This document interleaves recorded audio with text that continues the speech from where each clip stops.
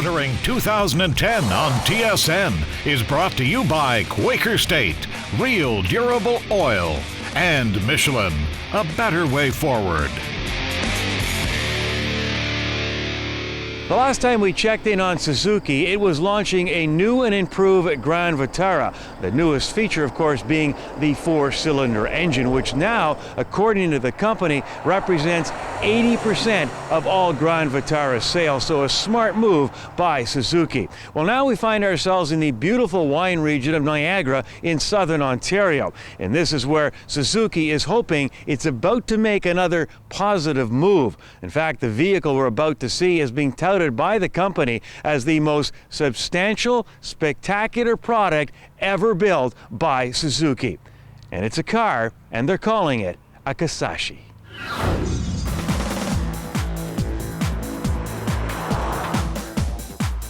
Kizashi is the brand new car which we created from scratch. I really want everybody to test drive it, and you will love it. We're very proud of what the engineers have achieved with this particular car. I'm going to say, and of course I'm biased, it's outstanding in its category, but the real meaning of what the car can do and will do is bring that car, our new car, along with competitive product. So yes, we invited journalists from all over Canada.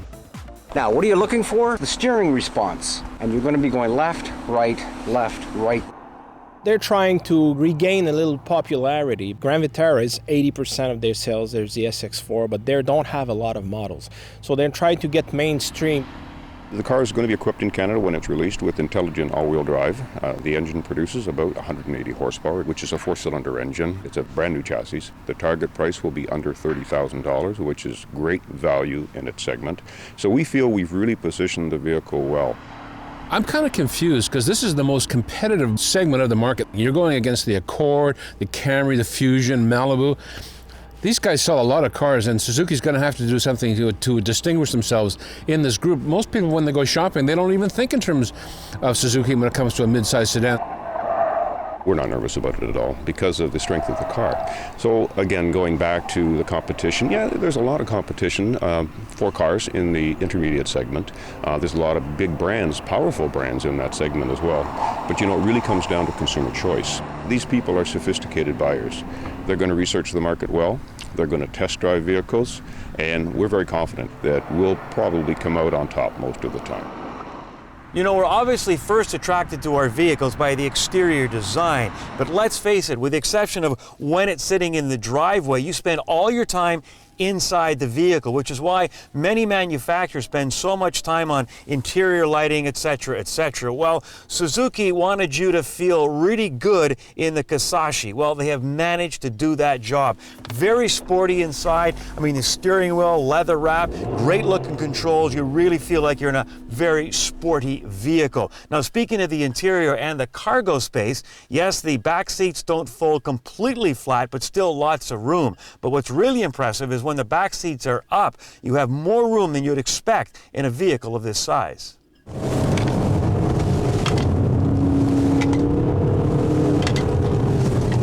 So Jacques, what do you think here with this car? I'm really surprised because we don't have the feeling the car is going that fast. When we compare with all the Accord, the Mazda 6 or the Camry, we have 10 kilometers faster with the new Suzuki than with the other car. So I'm really surprised because we don't have the feeling. It looks like I'm driving an Audi E-tron, for example. It's a good attempt for small luxury because basically there's only leather available. They got a Rockford Fosgate sound system, which is good, a little loud, but it's good. What they're missing is a 6-cylinder. The V6 is not in the plan right now. What we have today is a car that's very well balanced. Every time you get into it and push that start button, you're going to light up with a smile and really have the feeling of the power of control. It's the drivability that's very important. They also need to give buyers an option. CVT gearboxes or non-gearboxes are fine, but let's have a manual as well. I'm not a big fan of CVTs. You know, Ted said he wasn't too thrilled with the CVT transmission. I understand what he's saying. You don't get that sense of the gears changing in the automatic mode. I prefer standard. You don't have a standard on this particular vehicle, but they have a manual mode which you can operate with the paddle or the stick shift. And what I find is by using the manual mode, you get a sense of changing gears, and I think it gives the car a more sportier feel. Which one did you not like, or did you like the least? Accord. Ultima. Well, that's 3 of the 5 competitors. I like the look of it. It's nice to drive. It's reasonably quiet. It handles as well as anything else. In terms of just the vehicle itself, sure, it's as good as anything else in this market, but it's the new guy on the block. We saw the competition out there today. Should they be a little concerned about this company and this new car? I don't know if they should be concerned. We're certainly going to grab a piece of the intermediate segment. There's no question about that. I think they'll be looking in the rearview mirror saying, uh-oh, they're not just coming, they're past us already. I really want everybody to experience our products. They are very well made and a lot of fun to drive at an affordable price. So I want everybody to experience Suzuki. The most important part of your car? Find out later on Kenzie's Corner.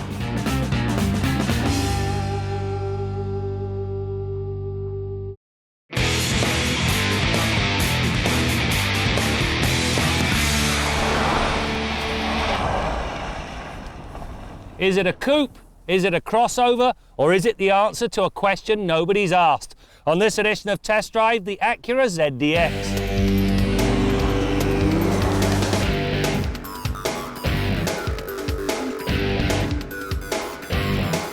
If any car, truck, or in this case four-door coupe is going to succeed, its beauty must be more than skin deep. Start under the hood. The brawny 3.7-litre V6 engine uses Honda's now famous VTEC system on the intake cam to squeeze 300 horsepower and 270 pound-feet of torque at 4,700 RPM. As the power is available over a broad range, the ZDX never disappoints. It scoots to 100 kilometers an hour in 7.3 seconds and accomplishes the more important 80 to 120 passing move in an equally quick 4.6 seconds. The bold exterior lines flow into the ZDX's cabin, where you'll find a lot of luxury. All of the major surfaces, for example, are covered in leather. You also find a 10-way driver's seat, power tilt and telescopic steering wheel, 8-way driver's seat, and this large panoramic sunroof. Now, if you're going to buy this car, make sure you take the tech package, because along with a navigation system comes a backup camera that actually gives you 3 different views. First is the normal one, there's a wide eye, and then there's one that looks straight down. Now, it's worth the money alone, purely and simply because the sight lines to the rear, well, they're not all they could be. And the last thing, if you've got a button fetish, this is the car for you. On the steering wheel alone, there are 12 buttons, and that's not counting the paddle shifters, the stalks, and the horn button. A big part of the reason for the ZDX's alacrity is down to its 6-speed automatic transmission. The broader ratio span keep the engine operating at its optimum for more of its working life. It also comes with paddle shifters. Now, the advantage here is that they work regardless of whether the shifter is in drive or sport modes. Pulling back on the downshift paddle drops a gear quickly, which brings the desired engine braking. Now, if the driver leaves the things alone, the box reverts to its automatic mode. The rest of the operational logic also means the box doesn't downshift mid-corner, nor does it hunt on a long climb. The sports mode holds each gear a little longer, which then accentuates the sporty nature of the ZDX. This ZDX really is very coupe-like, and the reason being, they've hidden the door handle up in this piece of trim so it actually looks like a 2-door. When you go to get in, well, it's more coupe-like than you think. You've got to watch your head very much on this low roof line. Whilst there is decent headroom and not bad knee room, it really is a 2+2. The +2 being only when absolutely necessary, because it really is very difficult to get in and out. From the transmission, the drive is directed to the road through large P255 50R19 tyres and Acura's super handling all-wheel drive. The system not only splits the power front to rear, it has the ability to overspeed the outside wheel in a corner. This action physically turns the ZDX into the corner, which reduces the amount of steering input required. It also reduces the likelihood of the stability control system stepping up to bat. The back end of this ZDX gets mixed reviews. First of all, no wash wiper. That really doesn't help the rearward visibility cause. The next thing, the lift over is high, so when you're lifting a heavy box in, you've got to be very careful you don't take the paint off the bumper. On the plus side, with the rear seats up, Well, you get about 26 cubic feet of cargo space. Fold them down, that number grows to 55. Then there's the nice touches. A large underfloor storage bin which keeps prying eyes off your valuables, and if you need to carry golf clubs, again, not a problem. You simply lower these two side panels, and now you have the width to carry the golf clubs.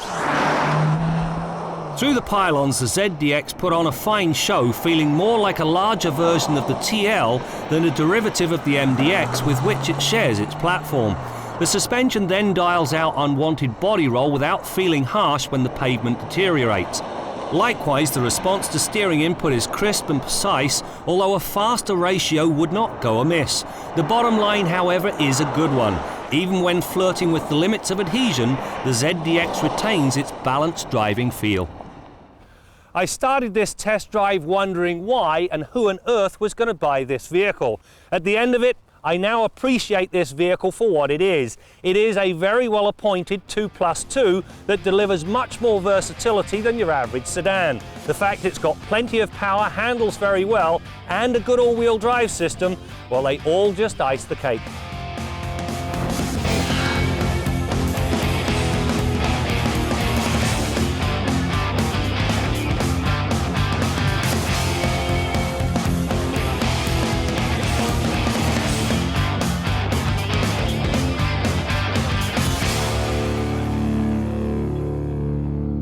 Make sure you check out the Motoring website at motoringtv.com. You can watch any program you may have missed. In fact, how about a trip down memory lane and see what we were driving as far back as 1988.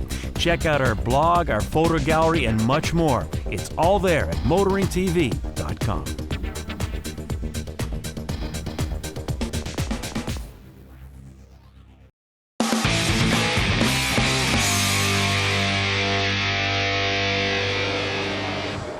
Well, I think Detroit has become almost the quintessential car show in the world simply because the U.S. market's so important.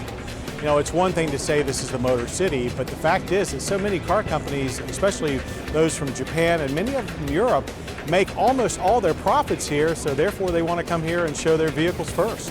I do think that when a new model is shown in Detroit, they gauge the reaction very carefully. This is sort of like the start of the cycle. They go from here to Chicago to New York. And by the time that's all done, they've got a good idea where the vehicle is going to appeal to the consumer in North America, and I don't just mean the U.S., but Canada as well. So I think these shows are extremely important, maybe not so much for what the press says, but certainly from what the public says.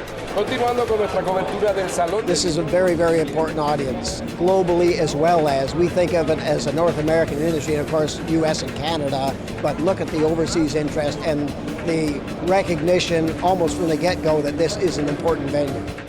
The paint, the flash, the lights, the people you see here, it's just, excitement is a corny, badly overused word, but it applies here, it really does, once a year. You know, we talked earlier, okay, we whined a little bit about the CVT transmission in the new Kizashi. And you know, the CVT is becoming really the transmission of choice for many manufacturers today. Why? Well, I think I know the man who has the answer, and that's Bill Gardner in the Quaker State Garage. Bill?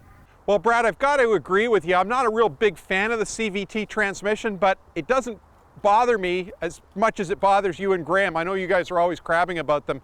And I guess that's probably because any of the new manufacturers' vehicles that we've got signed out on the show, I've primarily got the pickup trucks, which don't have CVT transmissions. So I'm just not exposed to that that drivability trait that goes along with a CVT transmission.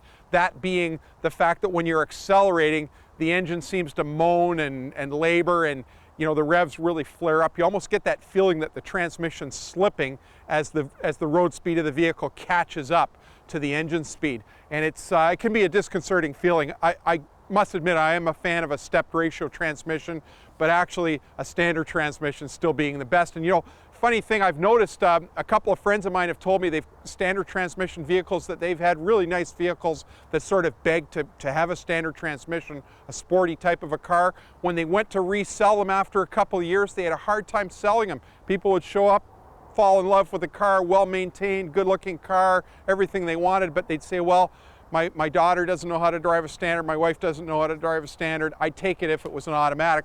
So they pretty much had to give the car away as a used car in order to sell it because people just didn't seem to want that standard transmission. What a shame, because you know, there are driving schools out there that will actually teach you specifically. I believe there's one called Shifters that trains you specifically on learning how to drive a standard, and when you do, believe me, driving enjoyment is way better. And a Subaru vehicle like this one we have beside us, I've noticed that when I drive through the States in mountainous areas, a couple of things you'll really notice. Subaru vehicles are really popular because they're fantastic traction in the winter kind of weather that you get in the mountains. And I also noticed that those Subarus that I see in those mountainous areas are primarily standard transmission. Reason being, when you're descending steep grades in the mountains with a standard, you can put that transmission in the right gear and save your brakes. When you let off the throttle, the whole vehicle pulls back and slows down with the engine. Really, really nice. It's a great vehicle to drive. And you know what, with all these 6-speed manual transmissions that are available in cars now, I don't know why you wouldn't learn to drive one, because you know, you're just going to enjoy the vehicle that much more. But this particular Subaru has the CVT transmission, and on Subaru vehicles, just the way their engine and powertrain is configured, one of the few vehicles that when you open the hood, you can actually see quite a bit of the transmission at the back of the engine bay. Now, interesting thing, that one of the engineers at Suzuki told us that a CVT transmission is actually heavier than a stepped ratio automatic. So the engineers obviously, you know, what they're looking for is optimizing the engine speed. In other words, keeping the engine in that sweet spot rather than have the revs flare up to the red line in each gear on a stepped ratio transmission. They're optimizing the fuel economy with these CVT transmissions. And if they're paying a penalty on weight, there's obviously a lot to it if they're willing to install that type of a transmission as widespread as they are today. There has to be something to it, and it's fuel economy. Till next week, I'm Bill Gardner for Motoring 2010. The Audi approach on electric drive is to design almost every component and technology based on the new requirements of electric mobility. Only then you can create an electric vehicle that really delivers. The new Audi E-tron. So here it is, the future of electric mobility. The E-tron is a high-performance sports car with a purely electric drive system. It has 4 motors, 2 on each axle, so it's a true quattro. Together, these motors produce 313 horsepower and a staggering 3,319 pound-feet of torque, and deliver performance figures to match. The E-tron goes from 0 to 62 miles per hour in 4.8 seconds and has a range of over 150 miles. This combination of performance figures is only possible because of our holistic approach to electric mobility. The E-tron will go into small series production at the end of 2012. It is the first vehicle of our electric mobility strategy. We will show you further concepts in the near future.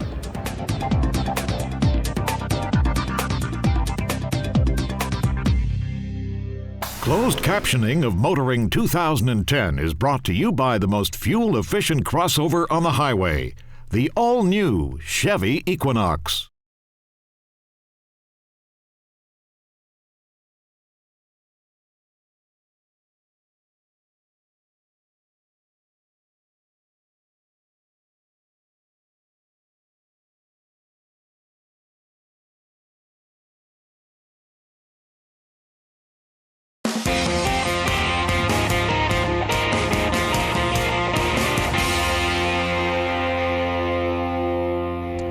Most important part of your car? It's those tires. Why? Because it's the only part of your car that actually touches the road. You think about it. If the tires are no good, then it doesn't really matter how good the brakes or anything else is. It all goes through the tires to the pavement. Now, it's obviously winter out here. It's a little bit cold, which reminds us it's time for winter tires. Now, you notice we don't call them snow tires anymore because modern winter tires are about a whole lot more than getting grip on snow, slush, and ice. The fact is that below about 7 degrees Celsius, the rubber in summer or all-season tires gets so cold and brittle that it can't really conform to the irregularities in the road surface, and that's what gives you the traction. A winter tire has a rubber compound that's more malleable at colder temperatures, and it can get that grip. Obviously, it's better in snow and ice as well. Now, there's a couple other points we want to mention about winter tires. First of all, we're still hearing people in the tire retail business telling you that you don't really need 4 tires. Yes, you do. You really should have 4 tires. And if you are only going to use 2, maybe you can't afford to buy 4, you put them on the rear wheels. Doesn't matter if it's a front-wheel drive car or a rear-wheel drive car, they go on the back. Why? Because you can put the winter tires on the driving wheels, you can get going faster, but what happens when you try and stop? If you've got no grip at the back end of the car spins out and you have a pretty ugly crash. So the objective of winter tires isn't to get you going faster, it's to get you home safer. I'm Jim Kenzie. So Suzuki is hoping the 2011 Kizashi will succeed where the Verona failed, and in a segment where competition is fierce with intermediate sedans. But rather than hide from the competition, Suzuki said, bring it on. And as we saw earlier, that's exactly what they did, as they had journalists drive the Kizashi up against all its competition, and even some of the more cynical scribes admitted to me that not only did the vehicle hold its own, but it actually beat out some of the other cars in many areas. What do I think? Well, I like the vehicle. In fact, I was even surprised at the handling. But what they have to do is be very aggressive in the pricing to get that edge. And I've always felt that Suzuki still has a bit of a brand image. They need to get more bums in the seats of their vehicle. They've already proven with the Grand Vitara and the SX4 they can build good vehicles that feel more expensive than they actually cost. And with this vehicle, if I had one suggestion, I would get a 6-cylinder. They do have the 6. The 4 is more than competent, but you have a 4 and a 6. You've got one car with 2 different personalities, and that translates into more customers. And speaking of translation, when you look at the future, Suzuki is hoping that the Kizashi lives up to its name, which in English means greater things to come. Time will tell. That's it for now. We'll see you next time out as we continue to bring you more stories about cars and the people who drive them. Do I like it? I like it more now than I did when I first saw it. I found it a bit shocking at first when I saw it, but sometimes that happens with new design. It's not familiar to you, and you kind of recoil.